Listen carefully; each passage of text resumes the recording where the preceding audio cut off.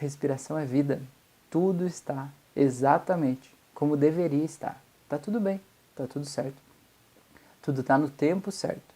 E o que você pode fazer para você aproveitar ainda mais a tua vida e perceber ela passando com leveza, com integridade, com alegria, é você relaxar e olhar para o aqui e para o agora, sem pensar no futuro, sem pensar no passado, mas olhar agora. Agora, por exemplo, você está assistindo esse curso, né?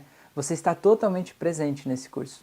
O ideal é que você não esteja pensando sobre o que você vai jantar, sobre a conta que você tem que pagar, sobre o que você fez ontem, semana passada, e que você esteja aqui agora, né, vivendo esse momento. Esse é um ponto principal para você entender e controlar a ansiedade. Você está fazendo esse curso e está olhando o WhatsApp, está olhando o Facebook, está rolando uma tela fazendo outra coisa, a gente chama isso de multitarefas.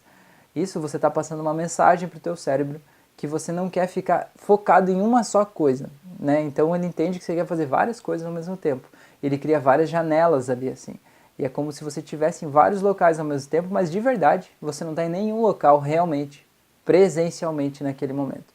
Então isso é muito louco porque no teu desejo de aproveitar ao máximo o teu tempo, por exemplo, aquela 1 hora, em vez de você fazer só uma coisa, em vez de você fazer só esse curso nessa 1 hora que você tem, você querer fazer 10 atividades ao mesmo tempo para aproveitar aquela 1 hora, te faz ter a sensação de que você não fez nenhuma.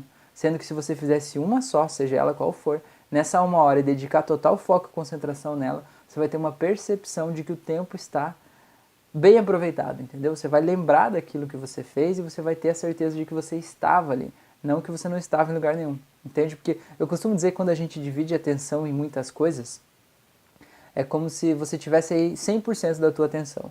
Se você está fazendo 10 coisas ao mesmo tempo, só tem 10% de você em cada uma dessas coisas, entendeu? Só tem 10%. Por exemplo, se só tiver 10% de você aqui assistindo esse curso agora, você vai ter a possibilidade de melhorar dentro de você 10% da tua ansiedade.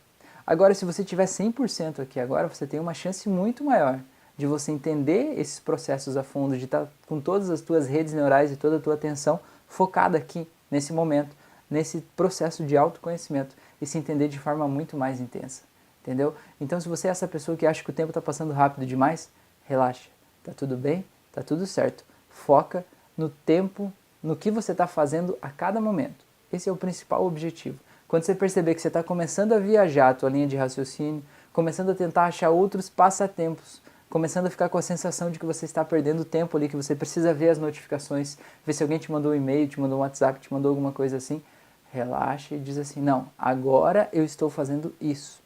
Isso vai passar uma mensagem clara para o teu cérebro, para o teu subconsciente, que você está focado naquilo ali naquele momento. E aos poucos ele vai entender que você quer, a partir de agora, fazer uma tarefa de cada vez. Não que ele não te permita fazer mais tarefas ao mesmo tempo, mas ele vai te conseguir, te permitir focar ali uma de cada vez. Eu, quando fiz a minha primeira faculdade, eu fiz faculdade de jornalismo. E durante a faculdade, eu fazia estágio em uma empresa. E o meu estágio era o seguinte, no período da manhã, entre as 7 e as 9 da manhã, o meu papel era o seguinte, eu ouvia 2 rádios ao vivo, ao mesmo tempo, com um programa de 2 horas, das 7 às 9. E eu tinha que ler 6 jornais impressos, assim, né? Hoje é até difícil achar jornal impresso, mas naquela época tinha.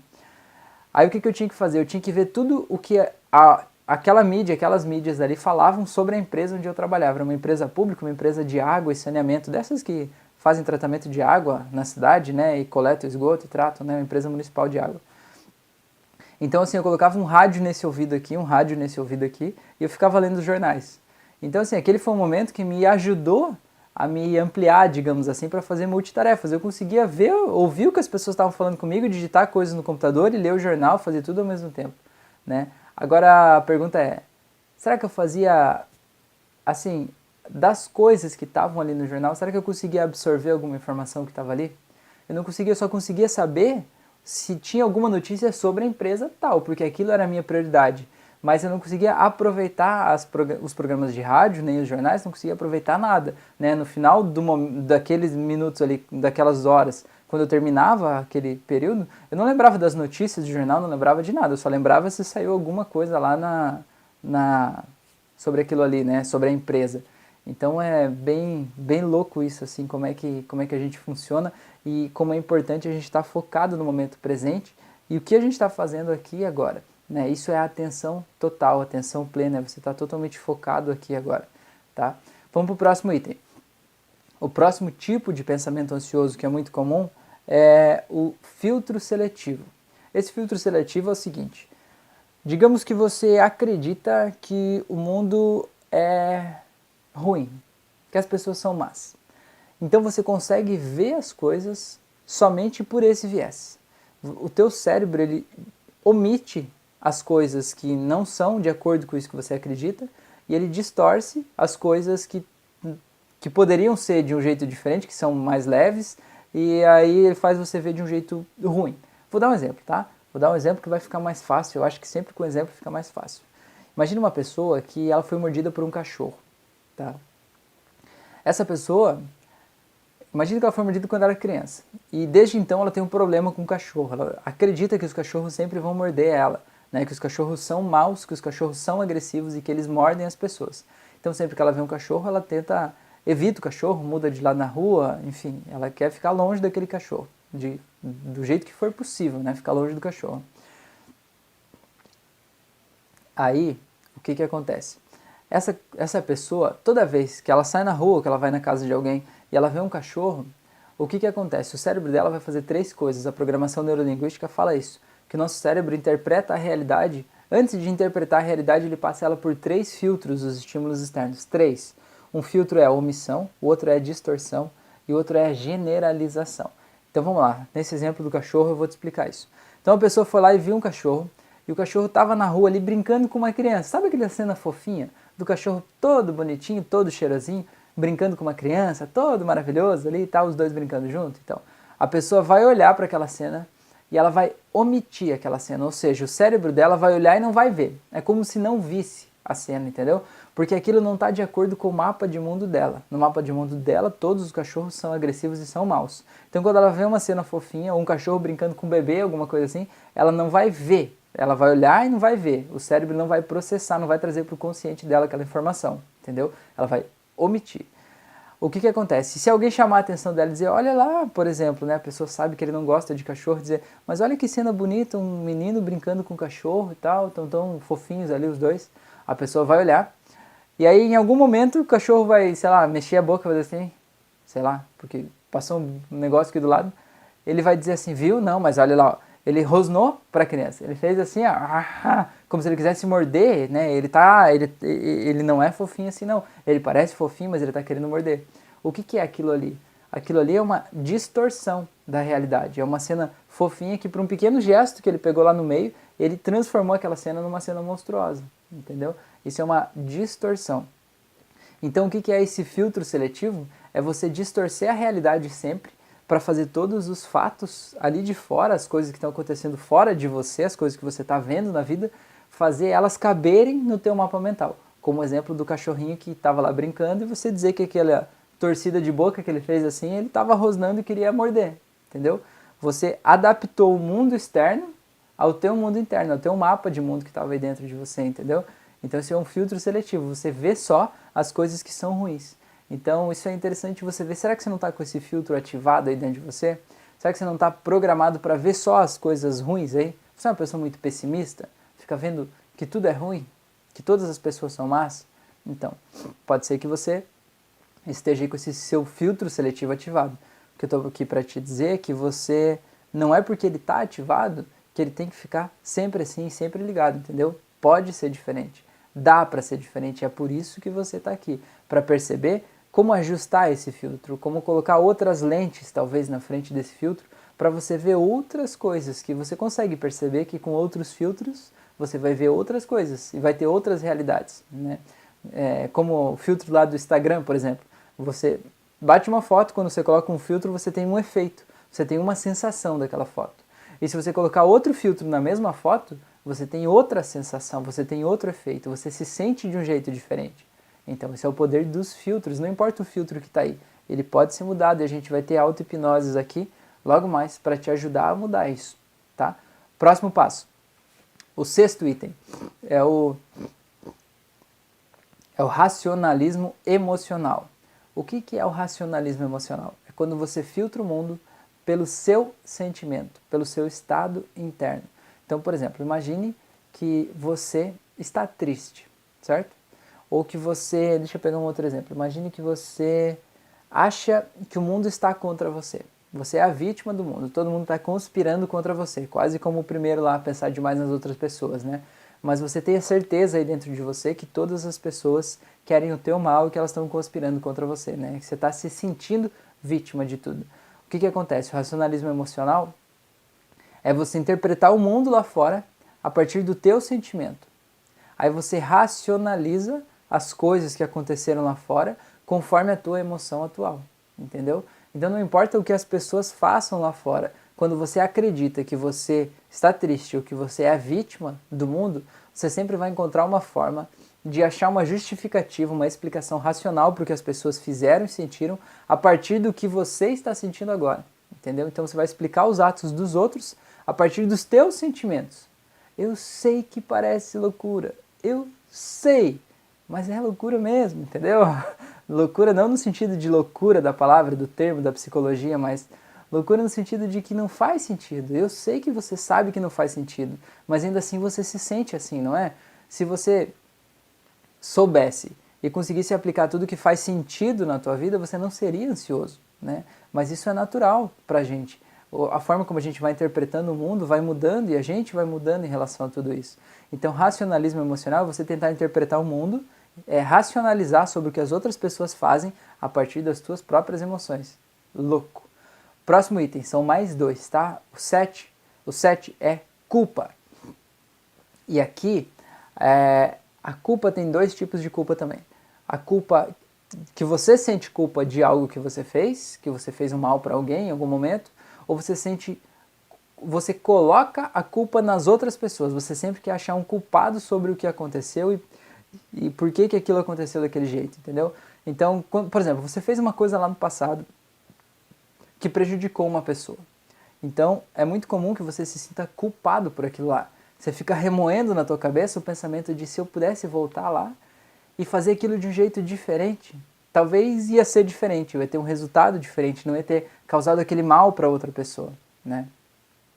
Esse é um sentimento que é muito angustiante, assim, porque você volta lá e você fica remoendo, revivendo aquele passado e fica pensando como o futuro pode ser a partir daquilo. Digamos que você fez algo que prejudicou uma pessoa que é muito importante para você, né? Uma pessoa muito próxima de você.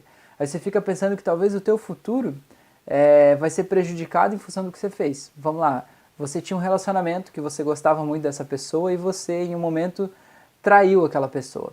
E aí vocês terminaram o relacionamento. Então você se sente culpado por ter traído e além da culpa, né, essa culpa se soma a um sentimento de perda futuro, a um sentimento de como seria a minha vida no futuro junto com aquela pessoa se eu não tivesse feito isso, né? Essa é a culpa de si. E a culpa do outro é quem coloca a culpa nas outras pessoas. Eu garanto que você conhece alguém assim, se você não conhece é porque você é essa pessoa e não está conseguindo ver nos outros. Aquela pessoa que sempre tem alguém para botar a culpa. O Homer dos Simpsons, sabe? Olha a referência que eu trouxe. O Homer dos Simpsons, ele tem uma frase dele que é muito legal, que ele diz assim, alguém está reclamando de alguma coisa que ele fez lá e tal, dizendo que a culpa era dele, ele disse que era de outra pessoa, e ele disse assim, olha, a culpa é minha, eu coloco em quem eu quiser. Eu achei ótimo, a culpa é minha, eu coloco em quem eu quiser, perfeito. Mas esse tipo de pessoa é a pessoa que ela sempre acha um culpado. Não importa o que aconteça, ela sempre está tentando botar a culpa em alguém, está tentando ver quem que errou, está tentando quase uma caça às bruxas, sabe? Querendo punir alguém ali em função de algo que aconteceu errado, né? Então, isso é muito ansioso, sabe?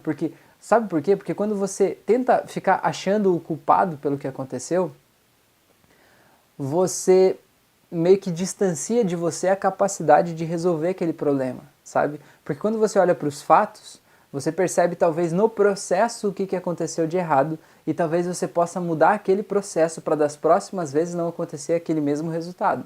Agora, quando você quer achar um culpado, você entende que a culpa é de uma pessoa específica. Então, enquanto aquela pessoa específica estiver lá envolvida com esses fatos, ou envolvida na tua vida, você vai estar à mercê dela, porque ela é desse jeito e ela age desse jeito, como se ela fosse imutável também. Então quando você fica procurando culpado, né, procurando os culpados pelas coisas que acontecem aí, você tira de você a responsabilidade de talvez conseguir resolver aqueles problemas, de encontrar a raiz do problema em si, não qual é a pessoa culpada, sabe? E é muito cansativo você ficar achando culpado e ainda mais cansativo para quem convive com você, ficar sendo culpado de tudo o tempo todo, né? É muito cansativo isso, porque quem culpa o outro, ela não assume para si a responsabilidade. Então, para quem está junto é muito cansativo, porque parece que só essa pessoa erra, que o outro não erra, né? Não é assim? Acontece isso com você? Então, essa é a culpa de si. E o último pensamento, então, que é entre os 8 pensamentos mais ansiosos, né, mais comuns que levam as pessoas para esse estado de ansiedade e mantém elas lá, é o pensamento chamado de dissonância cognitiva. O que é isso? A pessoa ela está sempre certa, né? Essa pessoa que tem essa dissonância cognitiva, ela está sempre certa, e aí ela tem medo do futuro, ela tem medo inclusive das certezas que ela tem, porque ela sabe que o futuro vai ser desse jeito, né? Ela está certa, sabe aquelas pessoas que elas estão sempre certas? Você faz uma pergunta para ela, ela te responde com uma enciclopédia, né? Um monte de resultado e te dá um monte de termos e te fala um monte de coisa. Só que, usando o exemplo de uma enciclopédia, quem é mais novo aí nem sabe o que é enciclopédia, né? Hoje a galera busca aí no Google, né? Então, vamos adaptar, traduzir esse exemplo para uma pessoa Google, né?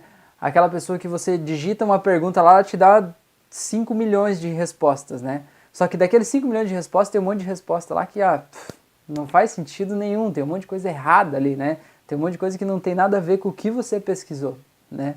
Tem coisa sem fonte lá no meio, tem um monte de coisa errada, né?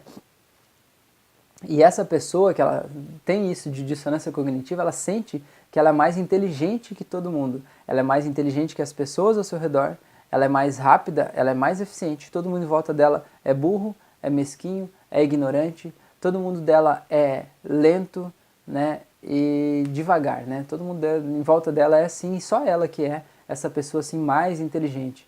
Só que essa inteligência toda, suposta inteligência toda que está dentro dela, faz ela se sentir só, ela se coloca num pedestal, né? E fica sozinha lá em cima do pedestal, porque ela decidiu fazer isso, ela decidiu se colocar lá e ela decidiu olhar e perceber que não tem mais ninguém lá com ela, que ela está sozinha, né?